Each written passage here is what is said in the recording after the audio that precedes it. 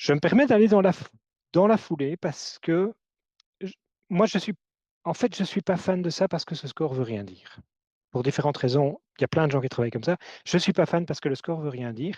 Je propose une technique qui est tout à fait similaire, mais qui a le mérite d'être la même chose sans le score, mais la même technique de priorisation et que j'appelle valeur durée. Et en fait, ce qu'on fait, c'est exactement la même chose. On a cette valeur business qui est toujours pas quantifiée, mais on a quand même une notion de ça, c'est plus essentiel que ça c'est plus intéressant, ça manque un peu d'intérêt. Et vous pourriez, plutôt qu'un effort, vous pourriez faire un estimatif en heures.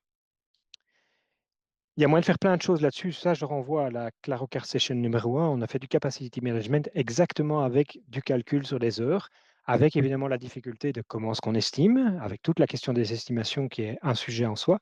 Mais admettons que vous savez quand même un petit peu, vous avez une idée du temps que ça va prendre. Estimation de valeur, même chose que précédent, je ne remontre pas. Estimation de durée, en fait, dans Claro, vous pouvez en modélisant donc toute cette modélisation des dimensions nombres, hein, vous pouvez décider de dire ça c'est un demi-jour, un jour, 2 jours, 4 jours, plus de 4 jours, avec cette technique où on met ça en nombre d'heures sur la carte. Donc ici c'est un vrai nombre. On met 4 heures, on met 8 heures, mais je pourrais mettre ici, je pourrais mettre 13, hein.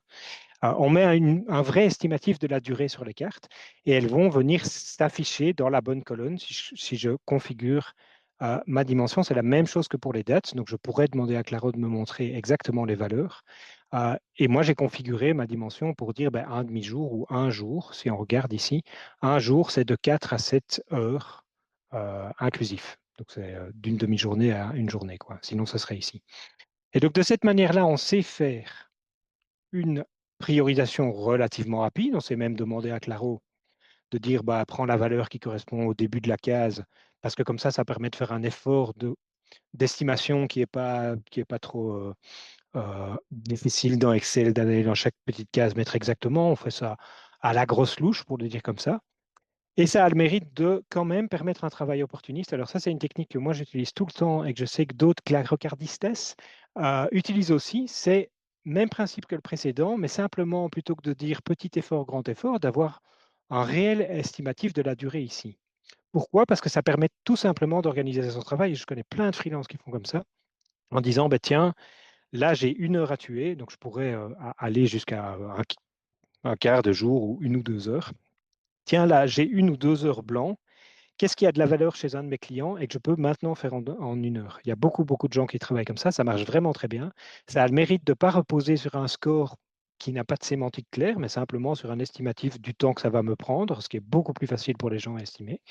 Avec le même principe sur les filtres, évidemment, on va prendre uniquement ce qui est essentiel et intéressant jusqu'à ce que le board soit vide. Et si le board est vide, à un moment, on peut toujours regarder ce qui manquait un peu d'intérêt, qui sont ici correctement en idéation.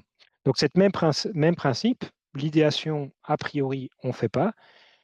Le peu d'intérêt, a priori, on ne fait pas. Donc, ils sont censés rester en idéation, ce qui était le cas ici. Et puis, ici, on montre le statut, donc l'avancement, mais on remontre dans une matrice l'estimatif pour dire, bah, tiens, si ceci, bah, et alors on peut maintenant coupler les techniques. Si on sait que ça va prendre 2 jours, bah, peut-être que je dois mettre une date planifiée. Je ne l'ai pas mis dans ce workspace-ci, mais si vous vous rappelez d'Eisenhower, je pourrais cliquer ici et commencer à planifier les cartes ici dans le bas par rapport à un flux un peu plus automatique sur ce qui demande moins de temps. Donc ça, c'est une technique de priorisation que moi, j'aime particulièrement bien. Je trouve qu'elle fonctionne bien et qu'elle marche très bien dans Claro. Et j'invite vraiment les gens à plutôt utiliser ça que valeur effort dont la sémantique n'est pas claire. Merci pour cette technique. Ce que je retiens, c'est qu'à chaque fois, il y a quand même beaucoup, beaucoup de travail de définition en amont, de se mettre d'accord ensemble de ce que ça veut dire et en même temps d'adapter la technique aux enjeux. Parce que forcément, plus on monte dans la technique, bah, plus il y a une certaine complexité de priorisation et autant si c'est pour faire sa petite, liste de trucs à faire, ça peut aller, autant si c'est pour monter un projet, beaucoup plus complexe avec, 500 000 € ou 1 million d'euros de chiffre d'affaires, on va sur autre chose. Est-ce que j'ai bien compris? Tout à fait. Donc, tout à fait. Donc, moi, c'est une des raisons pour laquelle j'ai créé ClaroCart comme il est, c'est-à-dire à ce point flexible, customisable, comme on dit en anglais. C'est parce que justement, d'une situation à l'autre, en fait, on dit prioriser, mais ça ne veut pas du tout dire les mêmes choses, en fait. Et on ne va pas se mettre à faire des modèles quantitatifs extrêmement complexes sur des choses qui sont trivialement un.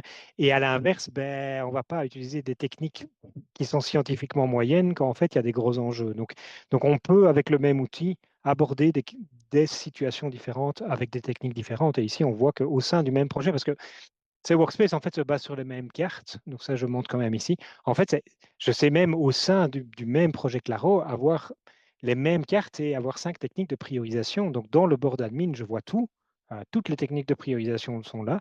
Dans les workspaces, je vois simplement la petite modélisation qui voit cette manière-là. Donc, on peut même tester plusieurs techniques, commencer par une première assez simple et puis la raffiner avec de la quantification ou des choses comme celle-là, quoi. Euh, Génial.